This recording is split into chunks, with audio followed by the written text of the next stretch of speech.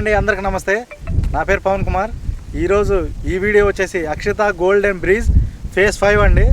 ఈ phase 5 price వచ్చేసి 17,500 ఉంది.